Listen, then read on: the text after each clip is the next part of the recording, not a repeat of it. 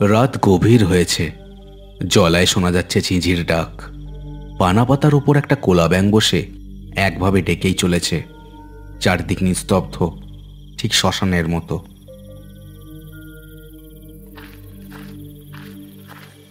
এমন সময় একদল লোককে দেখা গেল। একটা মস্ত বস্তা নিয়ে এসে দাঁড়ালো সেখানে। কয়েক মুহূর্ত, তারপর ঝপাস করে একটা শব্দ। বস্তাটা এসে পড়ল জলায়। বস্তা থেকে লাল বর্ণ বেরিয়ে মিশতে লাগলো জলার মধ্যে।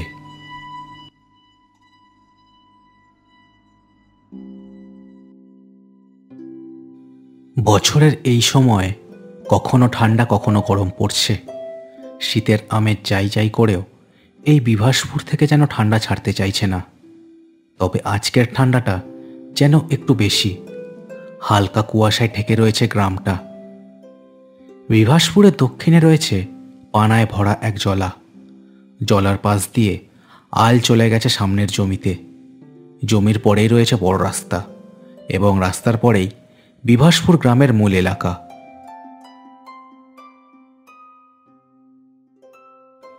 পরেশের দোকানে আজ আসরটা জমে উঠেছে। গ্রামের বুড়োরা তাদের ছোটবেলায় শোনা সব ভৌতিক গল্প বলছে এক এক করে। যদিও গ্রামের ছেলেরা সবই ছোকরা বয়সের, তবুও তারা আগ্রহের সাথে শুনছে। শুধু মাঝে মাঝে বাদ সাধছে ভবেশ। ওহ, থামো তো কাকা। এই রাতের বেলা ওইসব ভূত টুত না বললেই নয়। আর হলো তো, আর কত বলবে ওসব ভূতের গল্প? হ্যাঁ খুড়ো, এই দেখো ভবেশ কেমন ভয় পাচ্ছে। ওরে ভূতে ধরবে না তোকে। বিভাসপুরে ওইসব ভূত টুত নেই। আচ্ছা, তুই বেশি জানিস। আলবাদ জানি, ভূত থাকলে সবার আগে তোকেই ধরতো। এ কথা বলে খিলখিল করে হাসতে লাগলো জগন্নাথ। আসরের সবচেয়ে বয়োজ্যেষ্ঠ এবং গ্রামের মোড়ল হলো ভবানী খুড়ো। ভারী কি চেহারা! তার চোখ দুটো যেন সবসময় কিছু একটা ফন্দি করেই চলেছে। ভবেশ, ভয় পাস নে বাপ। বুকে বল রাখ, বুঝলি? বুকে বল রাখ। ভয়কে জয় করতে শেখ। কি হে মাস্টার, আরে বলো কিছু। সুচন্দ্রবাবু মাত্র এক সপ্তাহ গ্রামে এসেছেন। তিনি ইতিহাসের শিক্ষক। আপাতত একটা ঘর ভাড়া নিয়েই থাকছেন। খুব বিচক্ষণ মানুষ। চশমার পেছনে থাকা দুই চোখের মণিতে তীব্র আত্মবিশ্বাস। চায়ের কাপে চুমুক দিয়ে খুড়োর কথায় তিনি বললেন, যাহা বলেছেন ভবানীবাবু, ভয় পেও না ভবেশ। ভয় পেলে মানসিক শক্তি এমনিই ক্ষয় হয়ে যায়। তার থেকে ভয়ের সাথে একটু লড়াই করা ভালো। তাতে আর কিছু না হোক, অন্তত কাপুরুষের মতো মরতে হয় না। আপনি রাখুন তো মশাই ভয়কে জয় করার গল্প। হ্যাঁ, এই আঁধার রাতে এসব ভূতের আলোচনা আমার একদম ভালো লাগছে না। আমি চলি, এমনি কুয়াশা বাড়ছে। ভবেশ বিতু চললো দেখো। হ্যাঁ হ্যাঁ, চললাম। তুই বসে বসে ভূতের গল্প কি লেখা। এমনিও কদিন ধরে আমার কাঁটা ছমছম করছে। যাকে তুই ভূতের গল্প কি লেখা, তারপর দেখবি ভূতও তোকে কি লেখাবে। ভবেশ হন্তদন্ত হয়ে চলে গেল। আসর কিন্তু ভাঙল না। একটার পর একটা গল্প চলতেই লাগলো। টর্চ হাতে অন্ধকার রাস্তার উপর দিয়ে ভবেশ হেঁটে চলেছে। রাতের স্তব্ধতা যেন তাকে গিলে ফেলতে চাইছে। দুপাশে মাঠের মধ্যে খুব হালকা কুয়াশা চাপ বেঁধে আছে। আজ রাতটা অন্য রাতের থেকে যেন একটু আলাদা। হঠাৎ তার মনে হলো কেউ যেন পিছন পিছন আসছে, তাকে অনুসরণ করতে করতে। ভবেশ ঘুরে দাঁড়িয়ে গেল। কোথাও কেউ নেই। ভবেশ একটু ভয় পেল। এরপর আবার কাঁপতে কাঁপতে সে এগিয়ে চলল। হঠাৎ তার মনে হলো কেউ তার খুব কাছেই হাঁটছে। হাঁটতে হাঁটতে সেই আগন্তুকের নিঃশ্বাস পড়ছে ভবেশের কাঁধে। ভবেশ আবার থেমে গেল। চট করে ঘুরে দাঁড়ালো পেছনে। তার মনে ভেসে উঠল সুচন্দ্রবাবু সেই কথাগুলো। কে রে, সামনে আয়। ভবেশের হাতের টর্চটা নিভে গেল। ভবেশ এবার আতঙ্কে ছুটতে লাগলো সামনের দিকে, কিন্তু কিছুটা দৌড়েই হোঁচট খেয়ে ভবেশ পড়ে গেল সামনে। আতঙ্কে সে কোনো রকমে ঘুরে তাকালো পেছনের দিকে। বিস্ফারিত চোখে সে দেখল একটা মূর্তি, তার মুখটা দেখা যাচ্ছে না। তারপর ধীরে ধীরে সেই মূর্তিটা এগিয়ে আসতে লাগলো ভবেশের দিকে। ভবেশের আর্ত চিৎকারে বিভাসপুর কেঁপে উঠল।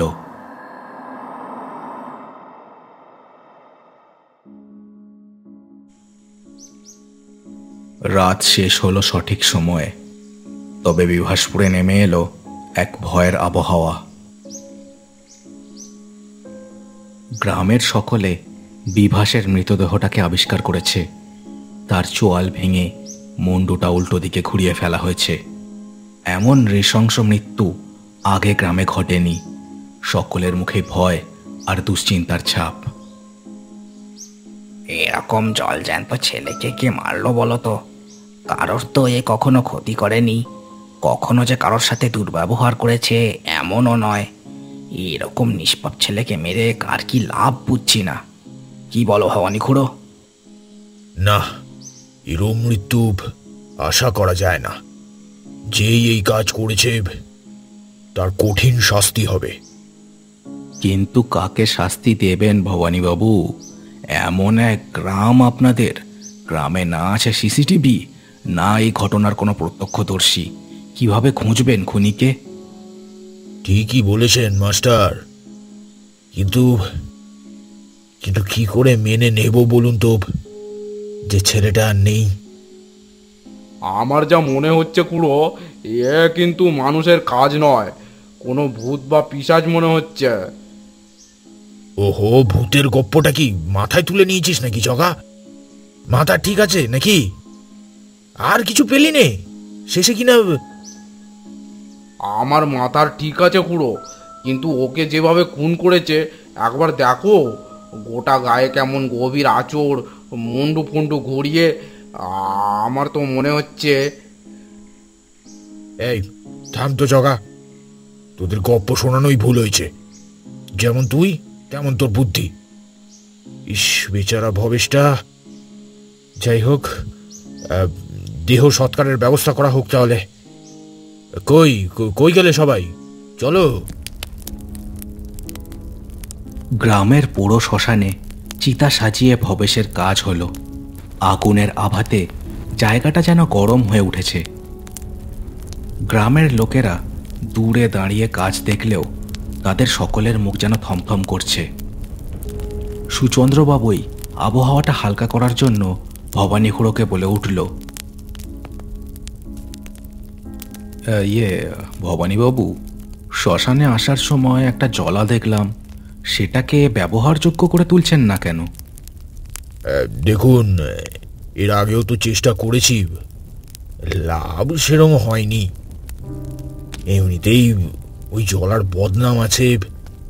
বদনাম বলতে কেমন বদনাম? নিজের বংশের দুর্নাম আর নিজের মুখে কতবার করব বলুন তো মাস্টার? আমার ঠাকুরদা স্বর্গীয় ভবতোষ বাণুজ্যে এই গ্রামের জমিদার ছিলেন। মানুষটা কিন্তু মোটেই ভালো ছিলেন না। যারা কর দিতে পারত না তাদের ওপর ভীষণ অত্যাচার করতেন। বউ বাচ্চা কাউকেই ছাড়তেন না। তাদের মধ্যে অনেকেই এই জলাতে ডুবিয়ে মেরেছিলেন আমার ঠাকুরদা।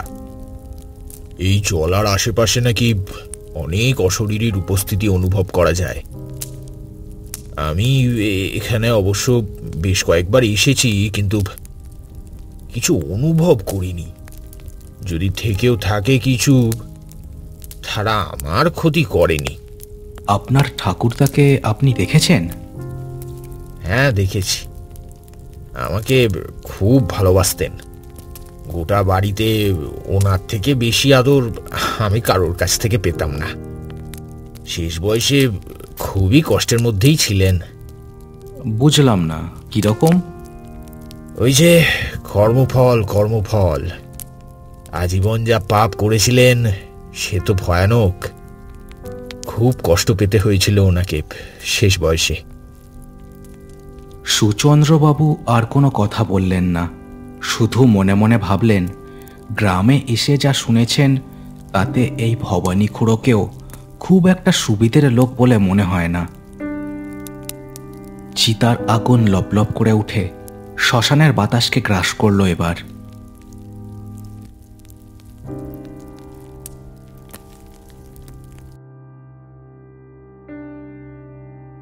প্রায় সন্ধে হয়ে এসেছে। জলার পাশে আলের ওপর দিয়ে সবাই গ্রামের দিকে ফিরছে। সবার পিছনে হাঁটছে সুচন্দ্রবাবু। হঠাৎ তার মনে হলো পেছনে ঘন কুয়াশার মধ্যে কেউ দাঁড়িয়ে রয়েছে তাদের দিকে তাকিয়ে। সুচন্দ্রবাবু থমকে দাঁড়িয়ে পিছন ফিরে দেখলেন ছায়ামূর্তিটা ধীরে ধীরে জলার দিকে নেমে গেল এবার। সুচন্দ্রবাবুর সারা পিঠ যেন ঠান্ডায় জমে গেল।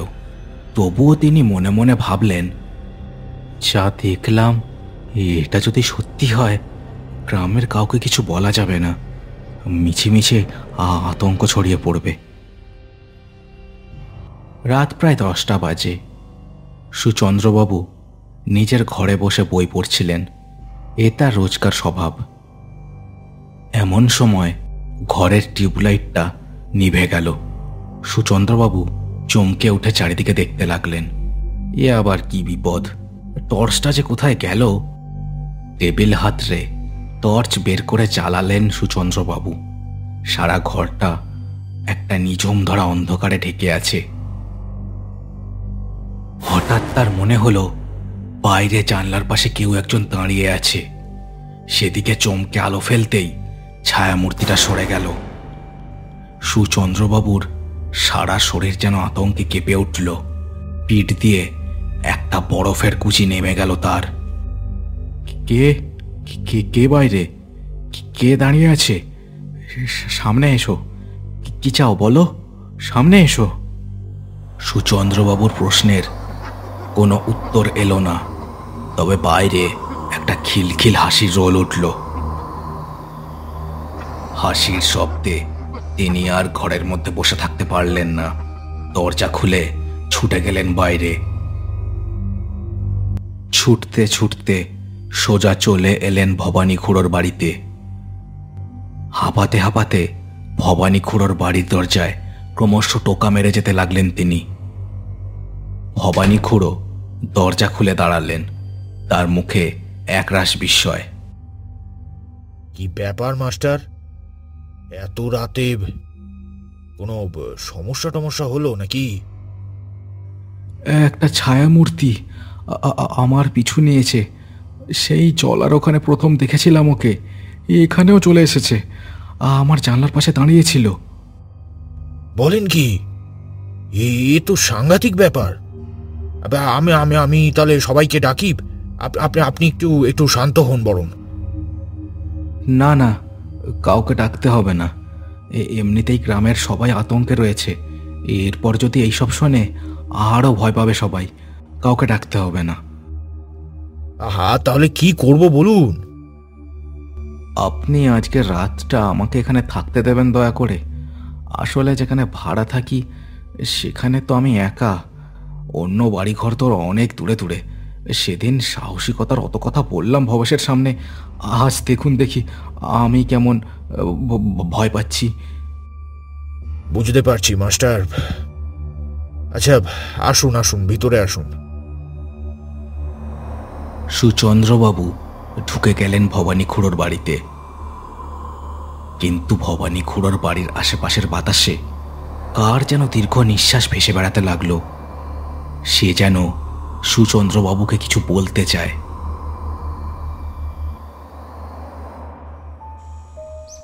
পরদিন সকালে পরেশের চায়ের দোকানে সবাই আবার যথারীতি আড্ডা দিতে বসেছে। যা দিন পড়েছে আর তো গ্রামে থাকা যাবে না। কাল রাতেও নাকি ভবানী খুড়োর বাড়ির পেছনে একটা ছেলে মারা গেল, শুনলাম একেবারে ঘাড়টার মোটকে। ওহ, শুনেছিলাম ভবানী খুড়ো নাকি ছেলেটাকে চেনে, কে জানে। যা বলেছ পরেশ কাকা, কি জ্বালা বলো তো, এই নিয়ে দুজন, কখন যে কার পালা আসবে কেউ বলতে পারবে না। যা বলেছো দাদা, ভবেশের মুখটা এখনো চোখের সামনে ভাসছে। কে যে মারলো! এমন সময় ভবানী খুড়ো হেলতে তুলতে সেখানে এসে হাজির হলো। তার মুখেও এক দুশ্চিন্তার ছাপ। বসো খুড়ো, কি ব্যাপার, মুখটা ওরম হয়ে আছে কেন? দুশ্চিন্তায় রে জগা, দুটো কর্মবয়সী ছেলে যেভাবে গেল, বুঝলি জগা, দিন দিন বিপদ বাড়ছে। কি যে করা যায় কিছুই বুঝতে পারছি না। ওদের আলোচনার মাঝেই সুচন্দ্রবাবু সাইকেল নিয়ে সেখানে এসে হাজির হলেন। নমস্কার ভবানীবাবু, আড্ডা দিচ্ছেন বুঝি? হ্যাঁ মাস্টার, এই তো। তা আপনার রাতে ঠিকঠাক ঘুম হয়েছে তো? হ্যাঁ ভবানীবাবু, তবে একটা কথা বলি, গাঁয়ের যা বিপদ, কখন যে কি হয় কিছুই বলা যায় না। আমি এখন স্কুলে যাচ্ছি।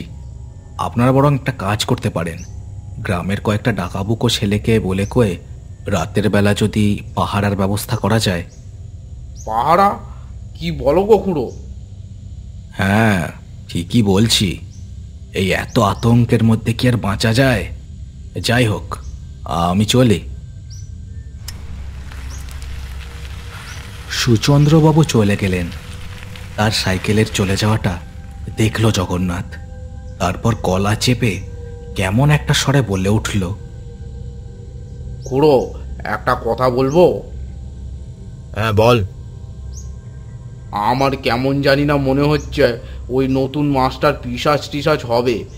তুমি দেখো, ওই যে সেদিন ভবেশ মারা গেল, সেদিনও কিন্তু ভবেশ যাওয়ার পরেই ও উঠে গিয়েছিল। ভবানী খুড়ো কিছু একটা ভাবল, তারপর বলে উঠল, তা যা বলেছিস, কাল রাতেও তো আমার বাড়িতেই এসেছিল। বলে কিনা কি একটা ছায়ামূর্তি দেখে ভয় পেয়েছে। তারপরই তো সকালে কমল মারা গেল। দেখলে তো খুড়ো, আমার সন্দেহ কিন্তু ভুল হচ্ছে না। সে যাই হোক, গ্রামে আজ থেকে পাহারা দেওয়া শুরু করতে হবে, বুঝলি? আর ওই মাস্টারের ওপর না একটু নজর রাখতে হবে, বুঝলি?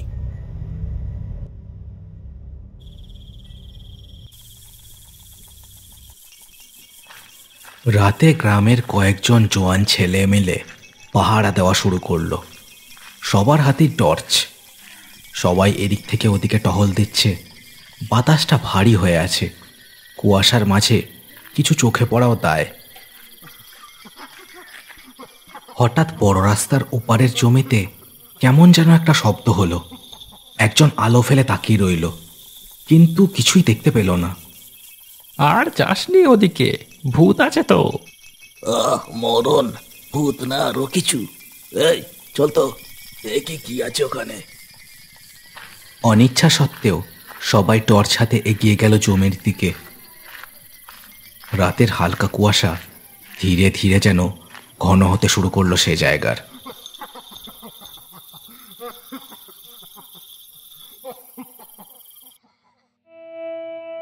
আবার একটা সকাল হলো বিভাসপুরে। জলার ওপর সূর্যের আলো ঝিলিক দিয়ে উঠল, কিন্তু এত আলো থাকতেও মনে হচ্ছে এই জলের নিচে লুকিয়ে আছে কোনো ভয়ানক কিছু। বড় রাস্তার পাশের মেঠো জমির ওপর গ্রামের লোক দাঁড়িয়ে আছে অনেকে। সেই ছেলেগুলোর মৃতদেহ সকালে জলার থেকে কিছু দূরে এখানে পাওয়া গেছে। এবার আরো বিকৃত মৃত্যু। গ্রামে যে কোন অনামুখর নজর পড়ল কিছুই তো বুঝছি না। ছেলেগুলোকে এমন ভাবে মারছে যেন যেন মানুষ মারাটা ওর কাছে খেলা। আমার এক কথাতেই ছেলেগুলো পাহারা দিতে রাজি হলো, আর এর মধ্যেই কি যে হয়ে গেল। খুড়ো, আমার সন্দেহ কিন্তু ঠিকই হচ্ছে। দেখো না, ওই মাস্টার কাল কেমন পাহারা দেওয়ার পরামর্শ দিয়ে গেল। তা পরামর্শ তো দিল আমাদের ছেলেগুলোকে একসাথে পেয়ে মারবে বলে।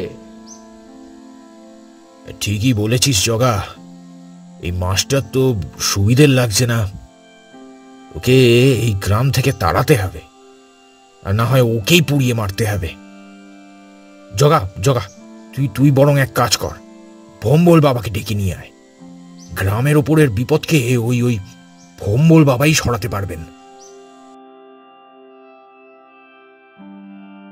ঠিক পরের দিনই বিভাসপুরে এসে হাজির হলেন ভম্বল বাবা। এসে তিনি গ্রামের বটগাছের নিচে সবাইকে জড়ো করলেন।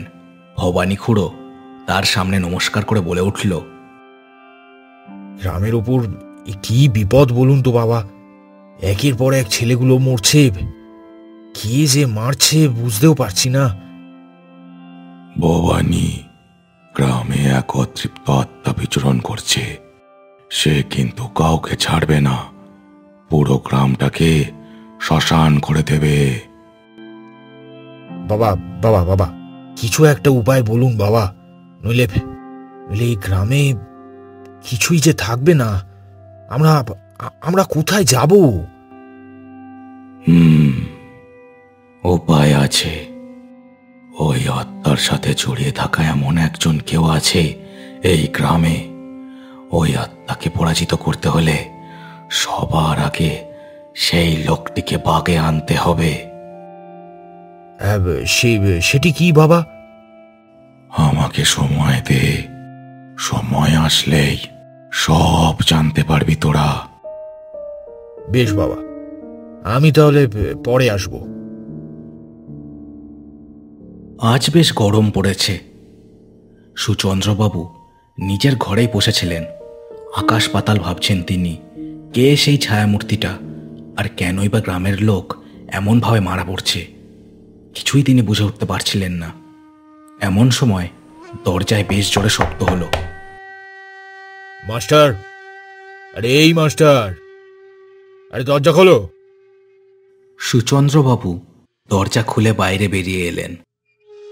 কি ব্যাপার ভবানীবাবু, সদল বলে এই সময় এখানে? সদল বলেই তো আসতে হবে, আপনি তো সাংঘাতিক লোক। কেন, আমি কি করলাম? কি করলাম? আপনি হচ্ছেন পিশাচ। একের পর এক গ্রামের ছেলেদের আপনি খুন করছেন। কি বলছেন ভবানীবাবু, মাথা খারাপ হয়ে গেল নাকি আপনার? আমি কেন গ্রামের ছেলেদের মারব? আর আমি পিশাচি বা হতে যাব কোন দুঃখে? বলি, তা আমরা জানবো কি করে? আপনি আমাদের গ্রামের ক্ষতি করছেন, এটাই আমাদের মতামত। এই গ্রাম আপনাকে ছাড়তেই হবে। তাদের কথা কাটাকাটির মাঝেই সেখানে এসে হাজির হলেন ভম্বল বাবা। তিনি বৃদ্ধ মানুষ। এখানে আস্তে আস্তে তার যেন হাঁপ ধরে গেছে। বাবা বাবা, এই দেখুন আমাদের গ্রামের পিশাচ। এই পিশাচি একটার পর একটা মানুষ খুন করে চলেছে। না, ও কোনো পিশাচ নয়। ওর উপস্থিতিতে আমি কোনো অপশক্তির টের পাচ্ছি না। তবে ওর সাথে এই গ্রামের অপশক্তির মানে আত্মাটির একটি সংযোগ আছে, কিন্তু সেই কি সংযোগ সেটা তো উনি বলতে পারবেন। গ্রামের অপশক্তি, আত্মা, সংযোগ, এসব কি বলছেন আপনি? আমি যে কিছুই বুঝতে পারছি না। আপনার ওপর বিপদের আভাস দেখতে পাচ্ছি। আজ একটু সাবধানে থাকবেন। চলে, এই তোমরা সব যাও এখান থেকে। ভবানী খুড়ো আর ভম্বল বাবা সমস্ত লোকজন নিয়ে সরে পড়লেন সেখান থেকে। সুচন্দ্রবাবু তেমনই অবাক হয়ে দরজার সামনেই দাঁড়িয়ে রইলেন। এইখানে যে কি ঘটছে তা সত্যিই তার বোধগম্যের বাইরে এখন। সন্ধে হয়েছে। আজ পরেশের চায়ের দোকানটা বন্ধ। গ্রামের লোকজন ভয়ে বাইরে বেরোচ্ছে না কেউ। তবে ভবানী খুড়ো আর জগন্নাথ যথারীতি এসে বসেছে দুটো বেঞ্চে। তাদের মধ্যেই ফিসফাস করে কোনো একটা বিষয় আলোচনা চলছে। বম্বল বাবা যাই বলুন না কেন, ওই মাস্টারের উপরে কিন্তু এখনো আমার সন্দেহ আছে খুড়ো। ঠিকই বলেছিস রে জগা। ওই মাস্টার যতই বলুক, ওকে আমার সুবিধে লাগছে না। তারপর ভোমল বাবাও তো বলে গেলেন যে ওর আত্মার সাথে মাস্টারের কোনো সংযোগ রয়েছে। তাহলে এবার কি করবে খুড়ো? এবার আজ রাতেই ওই মাস্টারকে পুড়িয়ে মারতে হবে। ঠিক আছে খুড়ো, তুমি চিন্তা করো না, আমি ব্যবস্থা করছি। রাত গভীর হয়েছে। সুচন্দ্রবাবুর বাড়ির সামনে ঝোপের মধ্যে বসে রয়েছে বেশ কিছু লোক। তাদের সবার হাতেই মশাল, তবে সবকটা মশালই নেভা। অন্ধকারে তারা যেন কোনো কিছুর অপেক্ষা করছে। এমন সময় সুচন্দ্রবাবু বাড়ি থেকে বেরিয়ে সেই আলের জমির দিকে হেঁটে চললেন। সবাই তার পিছু নিল। সুচন্দ্রবাবু কাঁপা কাঁপা পায়ে সেই জলার সামনে এসে দাঁড়ালেন। জলার বাতাস যেন এখন ভারী হয়ে আছে। একটা পাতলা কুয়াশার চাদর ঘিরে ফেলেছে চারিদিকে।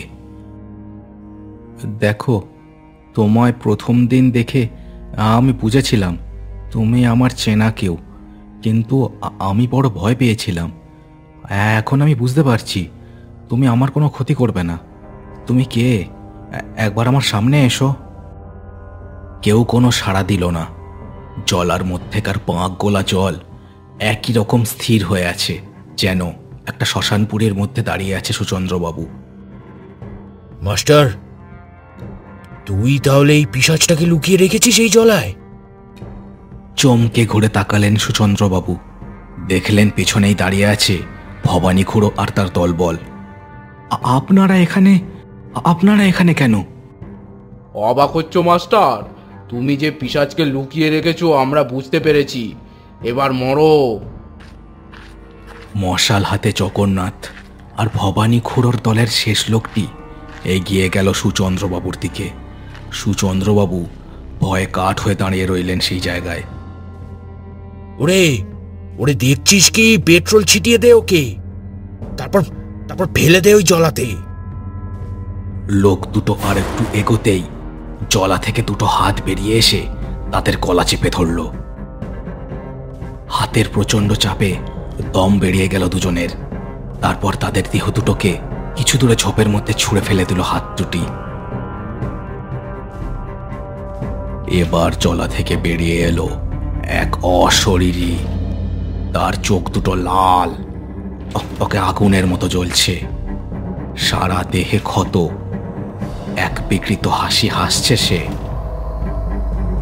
ভবানী খুড়োর মুখ ভয়ে সাদা হয়ে গেল অশরীরীকে দেখে। কে রে ভবানী, চিনতে পারছিস?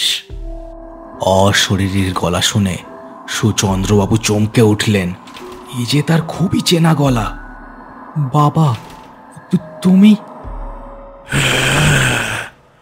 আমি আজ এত কাল ধরে অপেক্ষা করছি তোর। কিন্তু তুমি যে হারিয়ে গিয়েছিলে। বিগত 10 বছর ধরে আমি তোমার হদিশ করে চলেছি। এই বিভাসপুরেই যে তুমি হারিয়ে গেছিলে তা আমি জানতাম, কিন্তু এই জলার মধ্যে এই অবস্থায় কি করে? আর কি বলবো বাবা, আমার কপাল। গ্রাম পঞ্চায়েতের হয়ে 10 বছর আগে ইন্সপেকশন করতে এসে আমি ওই ভবানীর গোপন চোরাচালানের কীর্তিকলাপের কথা জানতে পারি। ওকে পুলিশের হাতে ধরানোর চেষ্টা করলে আমাকে খুন করে পুঁতে দেয় এই জলায়। আমি ভেতর ভেতর প্রতিশোধের আগুনে জ্বলে পুড়ে মরছিলাম। তারপর তুই গ্রামে এলি। আমি বুঝলাম প্রতিশোধ নেওয়ার এটাই সঠিক সময়। যদি আমি আগে প্রতিশোধ নিতাম তাহলে আমার অন্তর্ধান রহস্য তোর কাছে কোনোদিন উন্মোচিত হতো না। এই গ্রাম ছেড়ে যে আমার বেরোনোর কোনো উপায় নেই। তাই ওই ভবানীর সাথে যারা জড়িয়েছিল সেদিন সবাইকে এক এক করে শেষ করেছি। আজ ওকেও শেষ করব। ভবানী এই কথা শুনেই ছুটে পালানোর চেষ্টা করল। 10 বছর আগে করা সেই ভয়ানক পাপের ফল যে এভাবে তাকে ভোগ করতে হবে সে দুঃস্বপ্নেও ভাবতে পারেনি। কিন্তু সেই ভয়ানক অশরীরী একটা হাত তুলে ধরল, আর সাথে সাথেই ভবানীর দেহটা ছিটকে গিয়ে প্রচণ্ড জোরে ধাক্কা খেল একটা গাছের সাথে।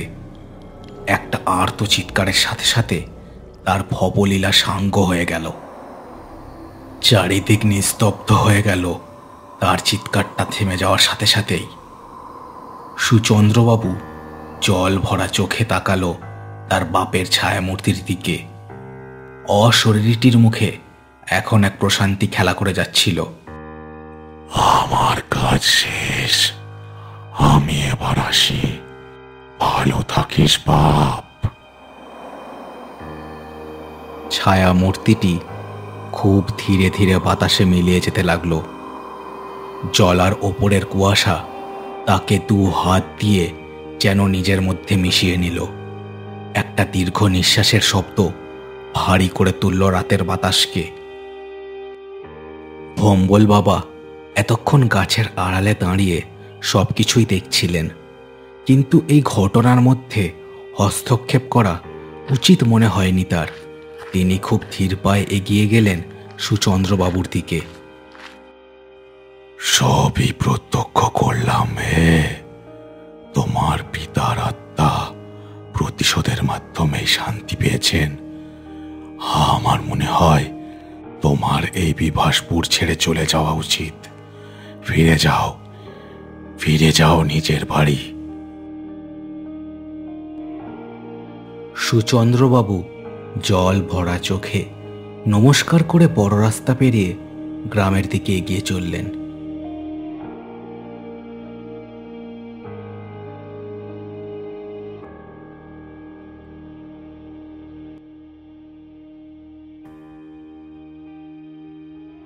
শেষ হলো কর্টুনস অ্যানিমেশনসের আজকের গল্পের পরিবেশনা। কেমন লাগলো আজকের গল্পটি সেটা আমাকে কমেন্ট করে অবশ্যই জানাও। চ্যানেলটাকে সবাই সাবস্ক্রাইব করে দিও আর গল্পটিকে শেয়ার করে দিও তোমার বন্ধুদের সাথে। দেখা হচ্ছে আর পরের ভিডিওতে। সবাই খুব ভালো থেকো।